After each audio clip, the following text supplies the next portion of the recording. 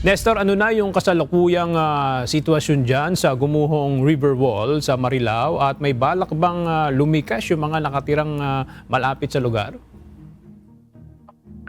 Magandang tanghali, Aga. Matapos pa yung pagguho ng river wall o tinatawag nilang riprap dito sa Barangay Prensa 2, kung saan nga ay talagang nagdulot ito ng panganib at pangamba sa mga residente, ay nitong nakaraang Lunes ng hapon ay ngayon naman ay may mga plano na magsilikas ang mga nakatira malapit sa gumuhong river wall.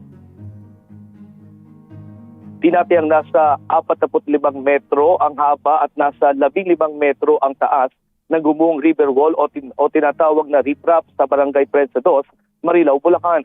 Matatanda ang pasado alas 5 ng hapon ng Lunes nang gumuho ang nasabing river wall. Ayon kay Barangay Chairman Herbert Clemente ng Prensa 2, sinimulan ang proyekto nito lang Disyembre at natapos nitong June 16.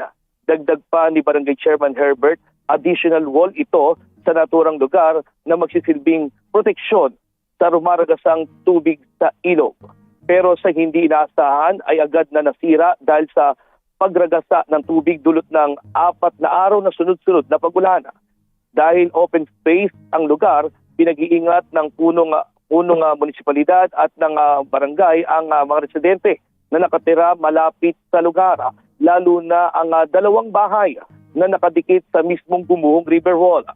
Mahigpit din pinagbabawal na maligo o lumapit ang mga bata malapit sa gumuhong riprap. Samantala, ang naturang proyekto ay pinondohan ng 5 million pesos ng local government unit ng Marilao. Paliwanag nila sa kanila ng opisyal ng Marilao at ng kontraktor na hindi substandard ang mga ginamit o ginawang river wall sa lugar.